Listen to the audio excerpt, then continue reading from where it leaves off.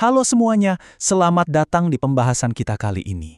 Hari ini kita bakal ngobrolin sesuatu yang sejujurnya luar biasa mendebarkan.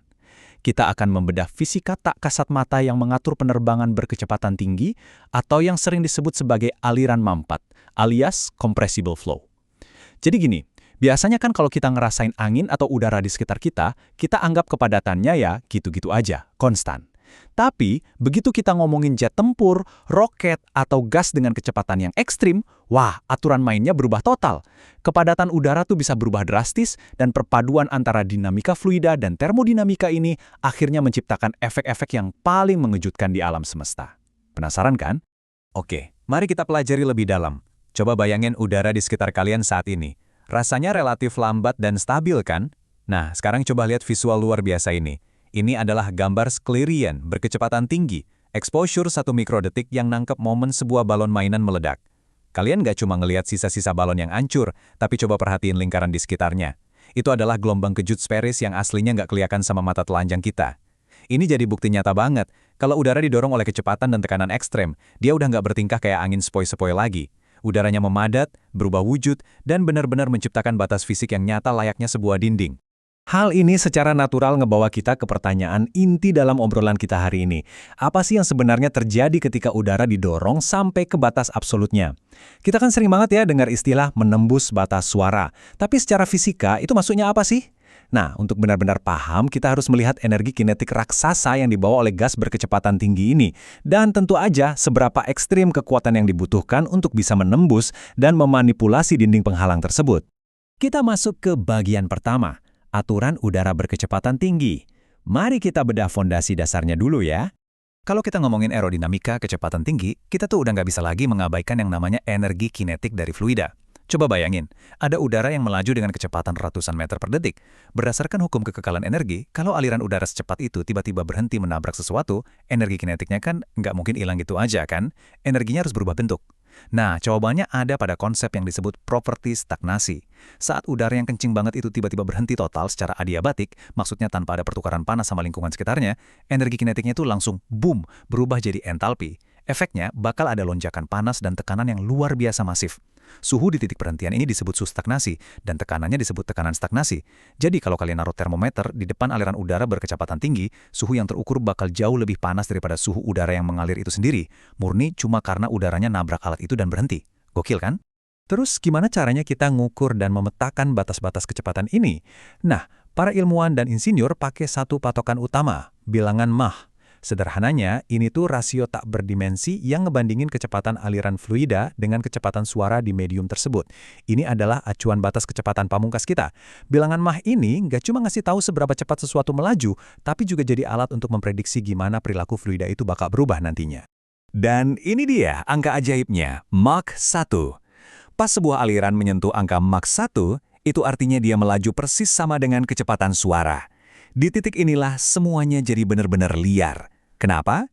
Karena mencapai ambang batas ini secara fundamental mengubah seluruh aturan dinamika fluida. Ibaratnya, hukum fisika yang berlaku buat aliran di bawah Mach 1 seringkali berbalik 180 derajat begitu alirannya menyeberang ke atas Mach 1. Lanjut ke bagian 2, paradoks nozzle supersonik. Di sini hal-hal mulai terasa agak nggak masuk akal.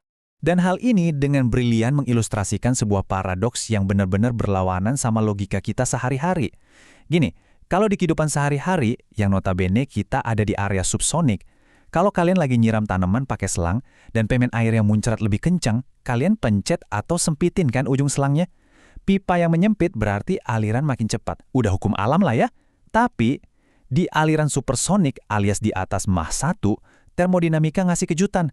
Kalau kalian mau bikin udara supersonik ini melaju lebih cepat lagi, kalian justru harus melebarkan pipanya. Iya, dilebarkan. Kalau kalian paksa terus menyempitkan pipanya, kecepatan suara itu cuma bakal geser ke ujung pipa dan laju alirannya malah bakal ngedrop. Bener-bener kebalikan dari intuisi kita. Teori di buku teks tadi ternyata punya aplikasi di dunia nyata yang super keren. Coba lihat perbandingan ini. Di satu sisi, ada diagram nozzle konvergen-divergen, atau sering disebut nozzle Laval. Kalian bisa lihat pipanya menyempit di tengah yang kita sebut leher, terus melebar lagi. Nah, di sisi sebelahnya ada aplikasi aslinya, mesin utama pesawat ulang-alik. Buat bisa dapat kecepatan dorong yang cukup untuk keluar dari atmosfer bumi, gas buang yang super panas itu harus didorong sampai kecepatan supersonik. Gimana caranya? Nozzle-nya harus menyempit dulu, supaya gasnya nyentuh Mach 1 pas di leher. Terus dengan sengaja pipanya dilebarkan, supaya gas tadi bisa berakselerasi makin gila-gilaan di area supersonik. Bener-bener manipulasi fisika yang jenius. Bagian 3. Mencapai titik tersumbat atau choke point. Kita lihat apa batas maksimal dari sistem ini. Tadi kita udah tahu kalau kita butuh bagian leher yang sempit buat nyentuh kecepatan suara. Tapi, ada yang aneh terjadi di titik paling sempit nozzle itu. Fisika ngasih batas maksimal seberapa banyak udara yang bisa kalian jejalkan melewati sebuah lubang, nggak peduli seberapa besar tarikan tekanan dari ujung luarnya. Supaya gampang dibayangin, mari kita pakai contoh sederhana, ban mobil kempes. Bayangin ban yang tekanannya tinggi banget, bocor lewat lubang kecil berukuran 4 mm. Percaya nggak percaya, fisika yang ngatur udara mendesis keluar dari ban kempes ini persis sama dengan mekanika aliran di dalam mesin jet. Perbedaan tekanan dari dalam ban ke atmosfer luar emang ngedorong udaranya keluar, tapi udaranya nggak bisa keluar dengan kecepatan tanpa batas. Biar lebih jelas, mari kita urutkan kejadiannya. Pertama, saat tekanan di ujung pembuangan turun, udara yang lewat area sempit itu bakal makin cepat. Kedua, pada satu titik rasio tekanan tertentu, udara yang lewatin bagian paling sempit itu, baik itu leher nozzle roket atau lubang kecil di ban tadi, bakal mentok persis di Mach 1, tepat di kecepatan suara. Ketiga, nah disinilah keajaibannya. Aliran tersebut berubah status menjadi tersumbat atau choked. Artinya, kalian udah mencapai batas laju aliran massa maksimum. Kalau alirannya udah choked, mau kalian turunin tekanannya sampai 0 pun di lingkungan luarnya, kalian nggak akan bisa narik udara lebih banyak atau lebih cepat lagi lewat lubang itu. Sistemnya benar-benar udah mentok kapasitasnya di kecepatan suara. Bagian 4. Anatomi gelombang kejut. Ini dia klimaks dari fenomena kecepatan ekstrim ini. Kita udah bahas gimana caranya memanipulasi udara berkecepatan tinggi supaya mulus. Tapi gimana kalau alirannya nggak mulus? Gimana kalau fluida supersonik ini nabrak semacam dinding termodinamika yang kasat mata? Boom! Terjadilah yang namanya gelombang kejut normal, alias normal shockwave.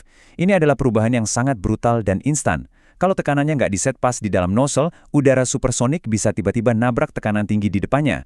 Saat udara menembus gelombang kejut ini, 3 hal ekstrem terjadi dalam jarak tempuh yang setipis kertas.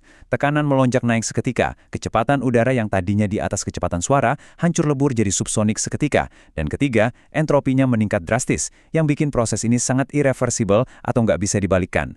Energi kinetiknya dipaksa berubah jadi panas dan tekanan dalam kedipan mata. Benar-benar kasar perubahannya. Nah, yang benar-benar menarik dari visual yang lagi kita tampilin ini adalah kita bisa ngelihat secara langsung kekerasan termodinamika itu terjadi. Ini adalah gambar Schelian dari gelombang kejut normal yang sengaja dibuat di dalam nozzle Laval. Coba kalian perhatiin, ada garis pembatas tegak lurus yang super tajam di tengah-tengah lorong itu. Di sebelah kiri garis itu, aliran udara lagi asik melaju di Mach 1.3 alias supersonik. Tapi begitu dia nabrak garis tipis itu, yang mana itu adalah gelombang kejutnya, suhunya langsung melonjak, tekanannya naik drastis, dan kecepatannya anjlok di bawah kecepatan suara. Garis ini benar-benar jadi bukti visual dari 3 poin ekstrim yang baru aja kita obrolin. Tapi tenang, gelombang kejut yang seolah merusak ini bukan cuma sekedar masalah di laboratorium. Para insinyur penerbangan justru merakit desain untuk menjadikannya alat yang berguna. Kalian lihat jet tempur supersonik F-22 Raptor ini, desain saluran masuk udara atau inlet di hidungnya itu nggak sembarangan. Karena mesin jet di dalamnya nggak bakal sanggup menelan udara supersonik yang liar, saluran masuk itu dengan sengaja didesain untuk memicu gelombang kejut ini. Jet ini manfaatin gelombang kejut buat ngerem aliran udara secara ekstrim, tapi aman ke tingkat subsonik, sekaligus ningkatin tekanan udaranya tepat sebelum masuk ke bilah kipas mesin. Jadi, mereka benar-benar menjinakkan badai termodinamika itu dan mengubahnya jadi tenaga penggerak. Keren banget kan? Jadi, sepanjang pembahasan ini kita udah ngelihat betapa absolutnya kekuatan fisika dan termodinamika. Kita udah bahas suhu stagnasi yang membakar, nozzle Laval yang bikin logika kita kebalik-balik, sampai gelombang kejut yang bertindak kayak dinding beton buat udara. Nah, pertanyaannya sekarang buat kita renungkan bareng-bareng, kalau para insinyur kita udah berhasil menguasai aturan-aturan aliran mampat dan batasan Mach 1 ini, hambatan tak kasat mata macam apa lagi ya yang bakal sanggup ditembus oleh pesawat hipersonik di masa depan, pasti bakal jauh lebih gila lagi. Terima kasih udah ngikutin obrolan seru kita kali ini, teruslah penasaran dan sampai jumpa di penjelasan kita berikutnya.